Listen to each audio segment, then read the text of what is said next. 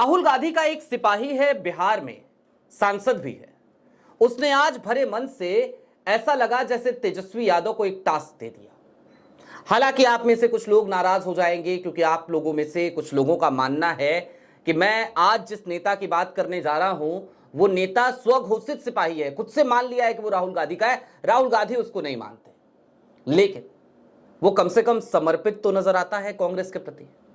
वो व्यक्ति, वो नेता, वो सांसद मोह भंग होने के बावजूद, तमाम स्थितियां उसके खिलाफ हो जाने के बावजूद निर्दलीय तौर पर लड़कर चुनाव जीतता है और उसके बाद कम से कम कांग्रेस की आइडियोलॉजी से जुड़ाव तो रखता है। वो उन नेताओं की तरह तो नहीं है कम से कम जो नेता कांग्रेस के कोटे से राज्यसभा पहुंच जाते हैं और उसके बावजूद वो क्षेत्रीय दलों की गुलामी करते हैं और कांग्रेस को उसका गुलाम बनाए रखना चाहते हैं। समझ गए होंगे इशारा, नाम है पप्पू यादव। आज भरे मंच से पप्पू यादव ने लालू यादव के हाथ जोड़े, लेकिन टास्क तेजस्वी को थमा दिया। बड़ा मजेदार कारनामा किया है आज, लिहाजा इसका विश्लेषण बेहद जरूरी है। नमस्कार, मैं स्वप्निल और आप मुद्दा देख रहे हैं। दोस्तों, आगे बढ़े उससे पहले वही छोटी सी अपील। मुद्दा इन दिनों एक विशेष आर्थिक संकट से जूझ रहा है। इसके पीछे दो प्रमुख कारण हैं। एक, हमारे मेन बैंक अकाउंट का बीते कई महीनों से फ्रिज रहना। दूसरा, हमारे 28 साल पुराने चैनल का हमसे छिना जाना।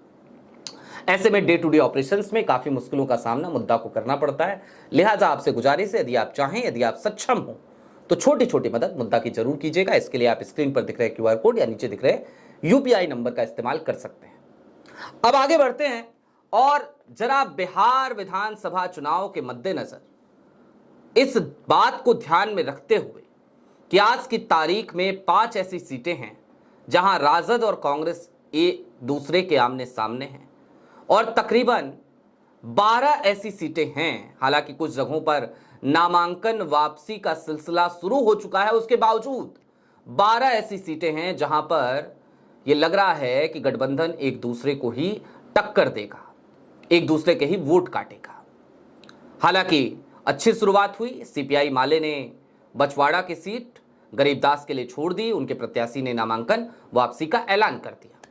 लेकिन फिर भी अब पप्पू यादव ने आज क्या किया, तो 18 सेकंड की तकरीबन एक वीडियो आई है। वो वीडियो पहले देखिए, उसके बाद फिर आगे बढ़ते हैं। लेकिन जो गलतियां हुई है, अभी भी वक्त है उस गलतियों को सुधारने का। मैं चाहूंगा, अभी हमारे 2 उम्मीदवार को जबरदस्ती छांटा गया है।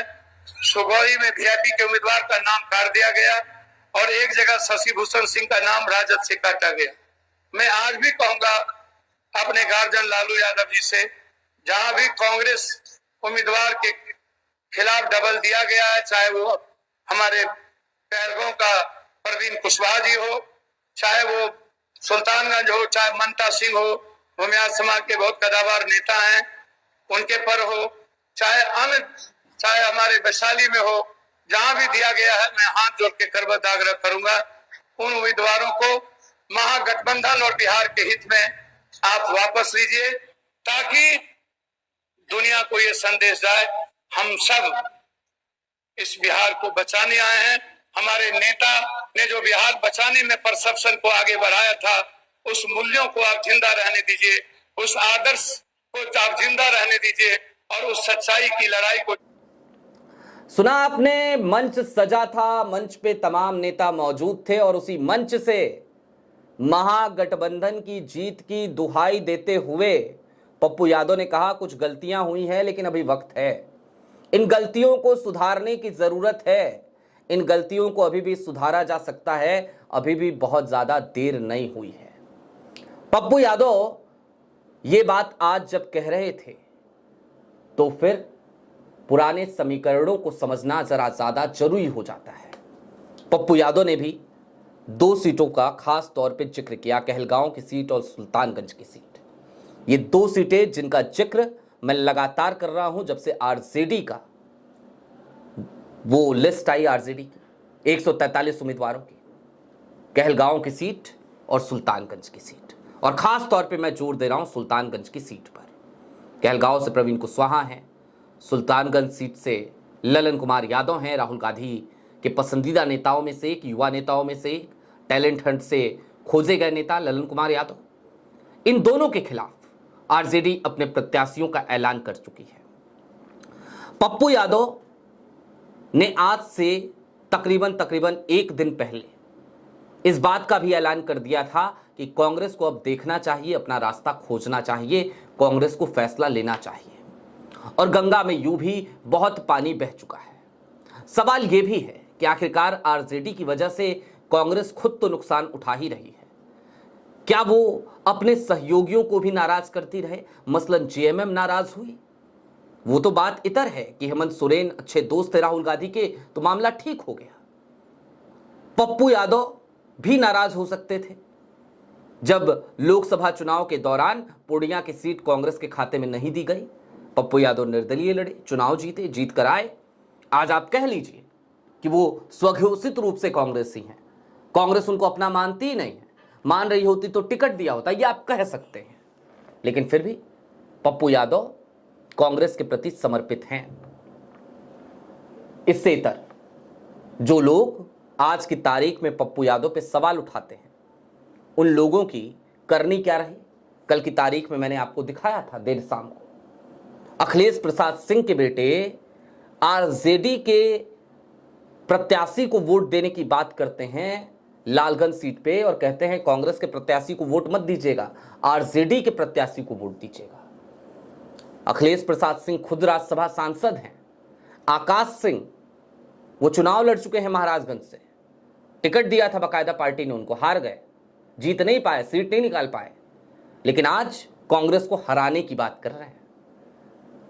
अब ऐसे लोगों से तो बेहतर है पप्पू यादव, कम से कम वो हराने की बात तो नहीं कर रहे, वो लड़ने की बात कर रहे हैं, अड़ने की बात कर रहे हैं, और जहां जरूरत पड़ती है वहां पर झुकते हुए नजर आते हैं। इस वीडियो में आपने सुना होगा पप्पू यादव ने क्या कहा।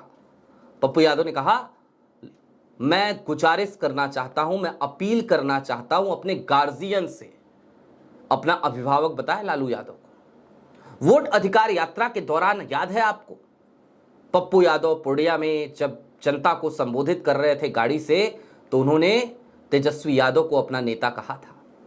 उन्हीं तेजस्वी यादव को जिनके इनसिक्योरिटी की वजह से पप्पू यादव को टिकट नहीं मिल पाया और निर्दलीय लड़े।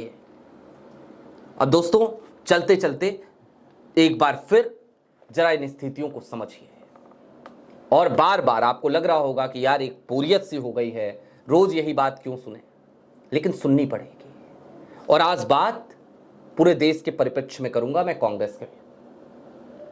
कांग्रेस क्या है? एनजीओ है क्या? नहीं ना, पॉलिटिकल पार्टी है।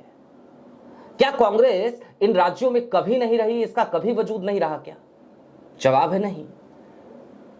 जब देश आजाद हुआ तो देश के कोने कोने में कांग्रेस का वजूद था, लेकिन कांग्रेस का वजूद सिमटता क्यों चला गया? और तमाम रीजनल पार्टी जो आज हैं, वो किसके वोट बैंक के ऊपर अपने अस्तित्व को आज ले आकार दे पाई है? जवाब है कांग्रेस के वोट बैंक पर। तो वही कांग्रेस आज क्या उन राजनीतिक दलों से ये नहीं कह सकती, इस बात की उम्मीद नहीं रख सकती कि अगर हम गठबंधन में हैं आपके साथ तो चलिए आप बड़ा भाई रहिए, लेकिन सम्मानजनक सीटें दीजिए और ऐसी सीटें दीजिए जो सीटें हमारी परंपरागत सीट हैं। यही तो कह रही है कांग्रेस, और यही कह रही है तो रीजनल पार्टीज को दर्द हो रहा है। रीजनल पार्टीज का दर्द तो एक तरफ, कांग्रेस में बैठे उन तमाम गद्दारों के पेट में दर्द हो रहा है जो कांग्रेस को चाहते हैं कि रीजनल पार्टीज की गुलामी करती रही कांग्रेस। लेकिन हां, आज की तारीख की कांग्रेस पहले वाली कांग्रेस अब रही नहीं। आज कांग्रेस में निर्विवाद रूप से सबसे बड़ा नाम क्या है? जवाब है राहुल गांधी। और राहुल गांधी गठबंधन की राजनीति के इतर भी काम करने के लिए जाने जाते हैं। राहुल गांधी आज की तारीख में कांग्रेस के उस पुराने वजूद को फिर से उसे लौटाना चाहते हैं। वो चाहते हैं कि कांग्रेस अब फिर से अपने पैरों पर खड़ी हो, देश के कोने कोने में एक बार फिर कांग्रेस की आइडियोलॉजी पहुंचे। और राहुल गांधी कम से कम कांग्रेस से लोगों को फिर से जोड़ने में काफी हद तक कामयाब भी साबित हुए हैं। वोट अधिकार यात्रा की भीड़ याद है आपको? उसके बाद तेजस्वी यादव ने भी एक यात्रा निकाली थी। दोनों यात्राओं की भीड़ में जमीन आसमान का अंतर आपको नजर आ रहा होगा। दूसरी तरफ राहुल गांधी खुली जीप में तपती दोपहरिया में लोगों से मिलते जुलते चलते थे, बीच में मोटरसाइकिल चलाते थे, बुलेट पे चलते थे, संघर्ष करते थे, पसीना बहाते थे। यहां लालू के युवराज एसी बस में बैठकर चलते थे। कहना तो नहीं चाहिए इन तमाम बातों को, लेकिन दरअसल आज की तारीख की तल्ख हकीकत यह है कि राहुल गांधी पसीना बहा रहे हैं कांग्रेस को मजबूत करने के लिए, और बाय डिफॉल्ट उसका फायदा आरजेडी को हो सकता था। आरजेडी चाहती तो कांग्रेस के साथ एक सम्मानजनक समझौता करती। आरजेडी चाहती तो कांग्रेस को कम से कम उसकी परंपरागत सीटें देती और जिताऊ सीटें देती। आरजेडी को चाहिए था वो बड़ा दिल दिखाए, उसने नहीं दिखाया, और नहीं दिखाया तो आज की तारीख में स्थितियां वहां तक आकर खड़ी हो गई हैं जहां पर अब आरजेडी के ऊपर कांग्रेस को रत्ती भर का भरोसा नहीं है। आज पप्पू यादव ने अपील तो जरूर करी है, लेकिन क्या इस अपील का कोई प्रभाव पड़ेगा तेजस्वी यादव पर? इसका जवाब भविष्य के गर्भ में नहीं है, मैं आपको अभी बता देता हूं। बहुत हद तक संभव है नहीं पड़ेगा। लालू यादव हो सकता है एक बार को सोचें, लालू यादव हो सकता है एक बार को कहें तेजस्वी से, लेकिन क्या तेजस्वी सुनेंगे? यह भी एक बड़ा सवाल है। जी हां, यह भी आज एक बड़ा सवाल है, क्योंकि आज की तारीख में ये जो पार्टी, ये जो आरजेडी चल रही है, ये लालू यादव की आइडियोलॉजी से ऐसा लगता है जैसे बिल्कुल इतर चल रही है। और मैं ये बात क्यों कह रहा हूं, अब जरा इसको भी सुनिए। 2004 के चुनाव में यूपीए को बहुमत मिलता है, अटल बिहारी वाजपेयी की सरकार की विदाई होती है, सोनिया गांधी प्रधानमंत्री पद की बड़ी दावेदार थी। लालू यादव और गांधी परिवार का रिश्ता उस जमाने में ऐसा हुआ करता था कि लालू यादव ने यहां तक कह दिया कि मैडम, अगर आप प्राइम मिनिस्टर नहीं बनी तो याद रखिए मैं आपके घर के सामने धरने पर बैठ जाऊंगा। लालू यादव अड़ गए थे, भिड़ गए थे। बात इतर है, फिर पार्लियामेंट के सेंट्रल हॉल में प्रियंका गांधी ये कहती हैं कि नहीं, मेरी मां प्रधानमंत्री नहीं बनेंगी, प्रधानमंत्री कोई और बनेगा, और वो ताज देश के विद्वान अर्थशास्त्री मरहूम डॉक्टर मनमोहन सिंह के सर पर सजा। लेकिन लालू यादव उस समय भी चाहते थे कि सोनिया गांधी देश की प्रधानमंत्री बने। ये रिश्ता है गांधी परिवार और लालू यादव का। लेकिन आज की तारीख में उन्हीं लालू यादव के लाल वो एक अलग अहंकार में जी रहे हैं। कभी पप्पू यादव से इनसिक्योर होते हैं तो कभी कन्हैया कुमार से, और इनकी इनसिक्योरिटी ही है कि आज पप्पू यादव ने इनको भरे मन से एक टास्क जरूर दिया है। लेकिन हमें पूरी उम्मीद है, वो एक कहावत है ना, विनाश काले विपरीत बुद्धि, तो तेजस्वी यादव कहीं ना कहीं हो ना हो उसी कहावत को, उसी मुहावरे को चरितार्थ करते नजर आएंगे। बहरहाल अभी के लिए दीजिए इजाजत। ऐसे ही तमाम अपडेट्स, तमाम डेवलपमेंट्स के लिए जुड़े रहिए मुद्दा के साथ। चलते चलते फिर वही अपील, चैनल पे नए हो सब्सक्राइब करते हुए जाइएगा, सक्षम हो तो छोटी छोटी मदद मुद्दा की जरूर कीजिएगा। बहुत शुक्रिया।